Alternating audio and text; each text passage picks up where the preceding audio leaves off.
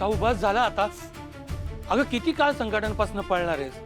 तुला काय वाटतंय, तू आता जिथे कुठे चाललीस तिथे ती माणसं येणार नाहीत का? इथे थांबलीस तर किमान आम्ही तुझा सांभाळ करू शकू, तुला जपू शकू. काय करणार आहात तुम्ही? काय करणार आहात सांगा ना. तुम्ही वाचवणार आहात बाबा की व्यंकटेशजी? तुम्ही आज बघितलं ना ती माणसं किती भयंकर आणि वाईट आहेत ते. आपण त्यांचा सामना नाही करू शकत आहोत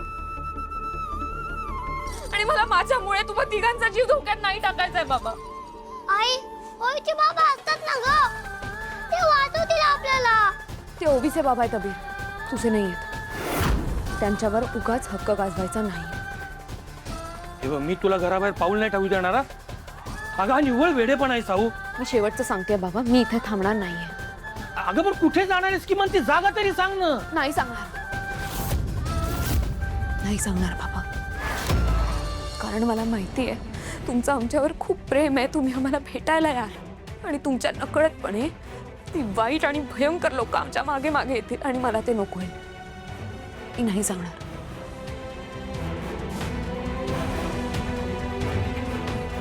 सावली, सावली, बाहेर तुझ्या आणि आबिरच्या जीवाला धोका असतो. मी असं जाऊन देणार नसतो. मी पण तुझ्या सोबत येतो. नाही, तुम्ही माझ्या मागे यायचा प्रयत्न जरी केला तर मी माझ्या जीवाचा बरं वाईट करेन. साऊ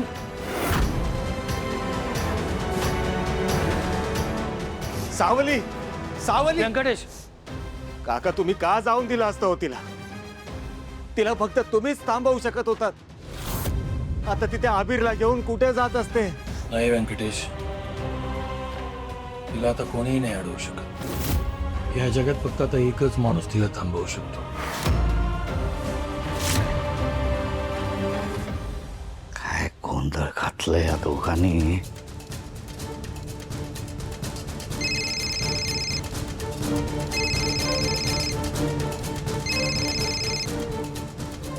हा बोल रे. हॅलो साहेब, तुम्ही ठीक आहात ना? तिथं हॉलवर काही गडबड तर नाही झाली? हे बाबा माझी काळजी नको करूस तू. तू काय माती खाल्लीस ते सांग. त्या पोराला उचलायला सांगितलेलं, त्याचे पैसे दिलेले ना. कुठे आहे तो पोरगा? काय केलं तुम्ही एक साथ? पोराला उचलायला जमत नाही तुम्हाला? अहो साहेब, त्यात आमची काय चूक? अहो आम्ही आवीरला घेऊन तिथून निघतच होतो, तेवढ्यात तो माणूस मध्ये टपकला. तो काय मारत होता हो तो. अहो पळालो म्हणून बरं झालं, नाहीतर त्यांनी आम्हाला पोलिसाच्या हाती दिलं असतं. तुमची आणि आमच्या दोघांची वाट लागली असती साहेब. बेटा धुतलं नाहीये, कुत्र्यासारखं मारलंय तुम्हाला. गल्लीतले गुंड असतात ना, तसा बडवलाय तुम्हाला. कळलं का? आता एक काम करा, तुमची ती थोबाडं त्यांनी बघितली. आता अंडरग्राऊंड व्हायचं. जोपर्यंत मी फोन करत नाही ना, तोपर्यंत फोन करायचा नाही मला. कळलं? ओके ओके साहेब.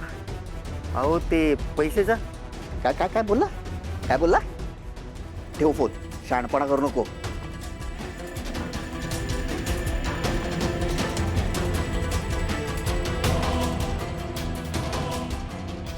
माझ्या जीवावर बेतते. हा आराम करून माझ्याकडे पैसे मागतोय. ते सबचं कार्ट जिवंत आहे, माझ्याकडे पैसे माग. खंड्या खंड्या, तू सापड फक्त. नाही तुझी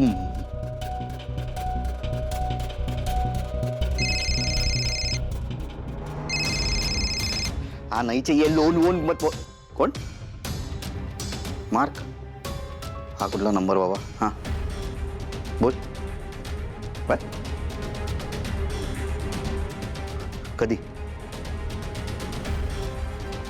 पाठव, लोकेशन पाठव बाबा, लवकर पाठव. Thank you, thank you very much. हां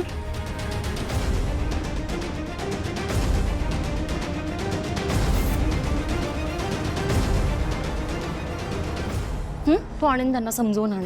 अरे वा, बर्थडे गर्ल तर इथेच आहे. कसा झाला बर्थडे? मज्जा आली ना? मोनिका, तू कुठे अचानक गायब झाली होतीस? तुला माहितीये का त्या हॉलवर केवढा गोंधळ झाला ते? काय सांगू अगं अमृता, मला ना एका क्लायंटचा फोन आला ऑफिसमधून आणि तिचं म्हणणं होतं अर्जंट भेटायलाच या. म्हणलं काय डोक्याला ताप आहे, पण कामाचं पण इम्पॉर्टंट आहे ना, म्हणून मग मला जावं लागलं. ए ओवी, तुझे खूप सारे फ्रेंड्स होते, खूप गर्दी होती, मग मला तुला पर्सनली विश नाही करता आलं. Happy birthday. घाबरू नकोस, आज तुझा हॅपी बर्थडे ना, मग मी छान छानच वागणार. मी दिलेलं गिफ्ट बघितलंस का? मोनिका, अगं गिफ्ट बघायला वेळच कुठे मिळाला. त्या हॉलमध्ये एवढा गोंधळ झाला की काय सांगू तुला, आम्ही गिफ्ट सगळे तिकडेच ठेवून आलो. आता बबलू घेऊन येतो गिफ्ट्स आणि सगळं सामान. अगं बाई, सारखं आपलं गोंधळ गोंधळ गोंधळ लावलंय. एवढा मोठा वाढदिवस साजरा केलाय तुम्ही, गोंधळ तर होणारच ना, गडबड होतेच. मोनिका अगं, त्या हॉलमध्ये 2 गुंड शिरली. काय? हो, त्यांनी अबीरला उचललं आणि कुठेतरी बांधून ठेवलं होतं. ते बरं झालं की सारंग वेळेवर पोचला आणि त्याने अबीरला सोडवलं. अरे पण कोण होती ती माणसं? त्यांना पकडलं ना? हा, कोणी पाठवलेली? काय काय कळलंय का? आणि शुभ्रा कशी आहे? शुभ्राला काही झालं नाही ना? कोणालाच घरातलं काही झालं नाही ना? नको काळजी करू, शुभ्रा बरी आहे. राजकुमार तिला घेऊन आला पण. अरे देवा, उगाच गेले मी. काय काम एवढं महत्वाचं असतं आयुष्यात मला स्वतःला कधी कळत नाही. नशीब राजकुमार तरी होते, नाहीतर काय केलं असतं ग माझ्या लेकरांनी बिचारीनी. किती घाबरली असेल शुभ्रा, तिला माझी आठवण येत असेल. मी आता एक काम करते, मी जाते शुभ्राकडे जाऊन बघते. हा, येते. बाबा सांग ना, कोण होती ती वाईट माणसं आणि आबिरला इतक्या बंद खोलीत त्यांनी का बांधून ठेवलं होतं? माहिती नाही रे बाळा, मी पण तोच विचार करतोय की अबीरचा या सगळ्याशी काय संबंध आहे. मला आबिरची खूप काळजी वाटते, मला त्याला भेटायचे. चल ना. आता नाही जाऊ शकत आपण, तिकडे अबीरचे वडील पण असतील. आई वडील आहेत ना, ते काळजी घेतील. हो बाबा, पण जाताना आबिरची आई खूप रडत होती आणि त्याचे बाबा पण घाबरले होते. अशा वेळी आपण त्यांच्या सोबत असायला हवं ना. बाळा, उद्या जाऊयात आपण, आज नको. जा वर जा, मी येतो. जा जा जा जा.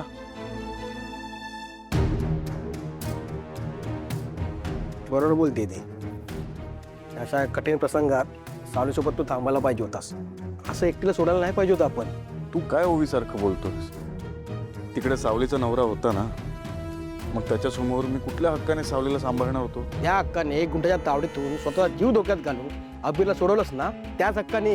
हे बघ, आपण सोशल वर्क करतो, बऱ्याच महिला येतात आपल्याकडे, त्यांना आपण मदत करतोस ना, मग तशीच मदत केली मी सावलीला, बाकी काही नाही. सारंगदा, आपण ज्या महिलेला मदत करतो आणि आता सावलीला जी मदत करतो ना, ते जमीन आसमानाचा फरक आहे. काही फरक नाही आहे फरक. आणि काय फरक आहे ना, हे तुला चांगलंच माहिती आहे. त्यामुळे स्वतःला फसवू नकोस. साहेबांनी ती मोठी गोष्ट का नाही सांगितलीस? त्यांना का नाही बोललंस की ज्या माणसाने आपल्याला बेदम मारलं, कदाचित तोच माणूस होता जो 8 वर्षापूर्वी आपल्याला नडला होता. अरे साहेबांना सगळ्याच गोष्टी सांगायच्या नसतात. साहेब आता चिडलेले आहेत. साहेबांना जर ही जुनी गोष्ट उरकून काढली ना, तर साहेब आपल्याला जिवंत सोडणार नाहीत. ते पण बरोबर आहे. ते जाऊ दे. अरे एक गोष्ट मला कळत नाही आहे. साहेबांनी आपल्याला त्या पोराला, म्हणजे त्या आबिरला पळवायला सांगितलं होतं. त्याला ती सावली मुलगा म्हणून छातीची धरून बसली होती. अरे 8 वर्षापूर्वी आपण सावलीचा बाळ पळवलं होतं. मग हा पोरगा सावलीचा मुलगा कसा असू शकतो? लय मोठा गोड आहे. आपल्याला काय करायचंय? आपल्याला फक्त पैशाची मतलब आहे. ते पण बरोबर आहे. चल निघू इथून आधी. चल.